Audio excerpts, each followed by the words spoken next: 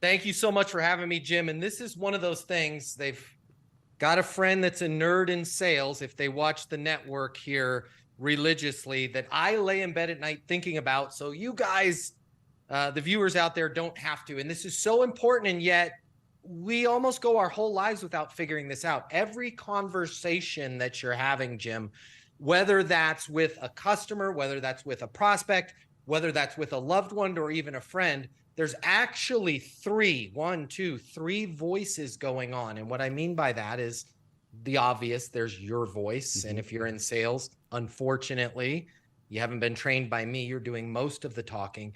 The second voice, the second voice, and the one that people don't think about, Jim, is there's the voice inside the person that you're talking to's head, right? And if you think about that, as you're going to make a decision, whether that's to buy a vehicle or do business with a small business, or even back when you asked your wife out on a date, there was an inner monologue going on in your head thinking, oh my gosh, is now the time right? Should I ask her this? What should I say? And the more the other person is talking, the harder it is for the person you're talking to have that inner monologue. And the third voice is, of course, the obvious one. That's the voice of your customer, your prospect, your loved one, or the person you want to have lunch with. So in sales and in life, we're exponentially more likely to get our way if the other person says, if they volunteer, if it's their idea, imagine that, to do the thing we want them to do, right? Like if you wanted your wife to go skydiving and you're like, babe, we got to go skydiving.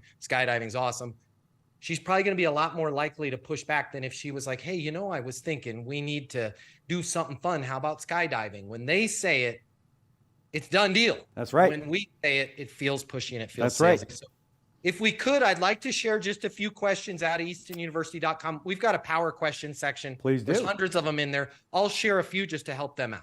First one, what can I get you information on? I know this sounds robotic, but it's so important when you start a conversation to not go down the road of how's it going? How's your day going? How are your holidays? Happy Monday to you. Just get right into it. What can I get you information on? That's going to prime their inner monologue to what? Start thinking about what they want information on. Hey, we wanted to know about this. We're thinking about planning our event on these particular days. It's our wedding. Now you're right down to business and you're driving the conversation forward. Okay. Another power question that's going to raise credibility, both in yourself, your business. You might not want to ask this one in the personal life, but what research have you done on us? In a business setting, this is a dynamite question. For your team there, what research have you done on our network, right? What research have you done on our dealership? What research have you done on our business? And you're not trying to find out if the person did research, you're assumptively assuming that everybody does research, and it's giving them an opportunity to tell you where they're at in the buying process. I know everything about you guys. I want to plan my event there. I saw the vehicle I want to purchase at your deal, whatever the situation is. My friends on your network all the time, I want to buy some advertising. What research have you done on us gets us there? Here's another one. Before you start any meetings, before you start any conversations, hey, Jim, exactly what's the most important thing we need to accomplish on this call today, right? Before the interview, hey, Jim, exactly what's the most important thing we need to accomplish? Well, Matt, I want to get some great content out there that's going to be helpful for people. Hey, I've got you covered. When you start that conversation off with exactly what's the most important thing we need to accomplish, it allows that other person to do what? Tell you. That's right. And then you're right where you need to go. Far too often, both in our personal life and in our sales career, we're yip-yapping, Jim, 10, 15, 20 minutes.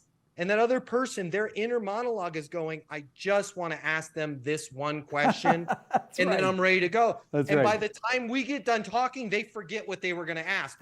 Then they go, well, I just needed to think about it. Happens all the time. Yeah. Here's another one. What's your biggest reason for blank? What's your biggest reason for needing event space? Right. What's your biggest reason for needing a new vehicle? That's right. What's your biggest reason for needing to advertise on the network? Right? And your people, and please, I know they're out there somewhere, your people may be afraid to ask that question. What's your biggest reason for needing advertising on the network? Thinking that person's going to go, oh, now that I think about it, I don't need to advertise. I took an Ambien and was sleeping, right? They're not going to say that. Hey, you guys hit the exact demographic of the viewers that we want to advertise to. It will open up that conversation. Right. Yeah. We're so afraid to ask that. I've got a few more if you'd like. Go right ahead. Okay. When you ask somebody a date related question, not a, hey, I want to go out with you and have lunch or coffee or dinner date. I mean, date in terms of, when do you want to do this? When do you need the product by? When do you want to start the service? When do you need to sign the contract? Anytime we ask a when question and we're given a date, February 13th, October 1st, July 6th, May 4th, right? Always follow that up with this power question. Got it, May 4th. What makes that date important, right? What makes that date important? Yep. They're going to give you so much information. I have to have, let's say it was a vehicle. We'll just keep it simple. I have to have this vehicle by this date because my in-laws are coming to visit with me and our car only holds 2 people. Yeah. Right. It's important for you to know that. That's right. Or they may say May the 4th and you may say, what makes that date important? And they may say, I'm into Star Wars. May the 4th be with you. At least you know then their date's flexible. Yeah. Right. Again, it's just in terms of what we ask. Here's another one. What do you want to see first? And even if you're on the phone with somebody and it's a demo, let's say it's a software situation, or if it's a physical product that you're showing them. Hey, Jim, what do you want to see first? Right? Why is that? Get the other person to tell you what they want to see first. Then you'll know what's most important to them and ask questions like, why is that? If they reject you, and I've taught them how to close a million times, I'll do it again real quick. Hey, does it make sense to blank? Right. Does it make sense to book the event space? Does it make sense to have us cater your wedding? Does it make sense to put the order in on the vehicle? If they say no, the most ultimate power question, got it, Jim, no problem. What's a good next step, right? If they say, I don't know, follow that up with another power question. Totally understand. What's a good next step for me, right? Point it back at yourself. Yeah. If they still are like, I don't know, they're just hesitant, right? Set a next step. Hey, Jim, I totally get it. Totally understand. Limited availability on this particular space. If we lose it, don't worry. I'll work with you we'll find the next best one. How about we do this? I'll call you tomorrow at 11 a.m. if I haven't heard from you before then. Fair enough? And the power question in that, I realized I just made a long statement, but the power question in there, Jim, is fair enough. Right. When you bolt fair enough onto an end of a statement, it gives them a parachute. It gives them an out to say that won't work for me. Right. Call me this afternoon. And I said that on purpose because sales professionals out there, I'm one of them. Jim, you kind of still one of them, Jim, but you've got your street cred. That's right. We're negative by nature. I'm sorry. It's just the way we're wired because we get punched in the face a lot. We get told no a lot. So we become pessimistic. And it's really weird that when you set a next step, I want everybody out there to be aggressive with that next step, not 2 weeks, make it tomorrow, make it this afternoon, and put a fair enough on. You're going to be shocked at how often that person will go, that doesn't work for me. And you'll go, what will? And the answer will be way better than you ever thought it was. Far too often, you're a lot closer to getting that sale, getting that new customer, getting that lunch date with that incredible person you want to go to lunch with. And you think they're not going to do it, but they're a lot closer. We just got to allow them to talk. And the worst case scenario on that is that they say, 11 o'clock is fine. Yeah, perfect. Right? And if it's not fine, let's figure it out, right? Let's come up with something that's fine. One last point on this as far as asking questions, because there is a danger zone in questions and this holds true in our personal lives, in our professional lives as well. Money and power. I am not saying don't talk about these subjects. However, the subjects of money and power tend to get you lied to. So be very careful when you ask questions like, hey, Jim, are you the final decision maker? Right. Because what I've learned in my 40 years of laying in bed at night thinking about this kind of stuff is that if Jim is the final decision maker, Jim, you're going to lie and go, oh, no, my team makes those decisions, right? Now, if you're not the final decision maker, the inverse is true. Yeah. Your ego is going to be affected by that question. And you're going to go, yes, I'm the final decision maker. Right.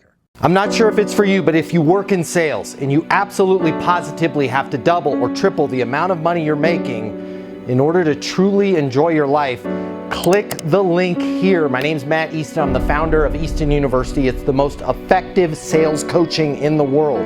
Click the link here, check it out. You're gonna see we'll give you access to an on-demand learning portal that's gonna give you video coaching with me on everything you need to know to double or triple your income, or even more. Everything from prospecting to closing to handling objections and complaints to building your personal network and self-confidence, but it doesn't stop there. Click the link here. You're gonna see that when you get a membership to Easton University, you're also gonna have the ability to do live coaching with me twice a week. You can ask me any questions. We can work through anything you're struggling with.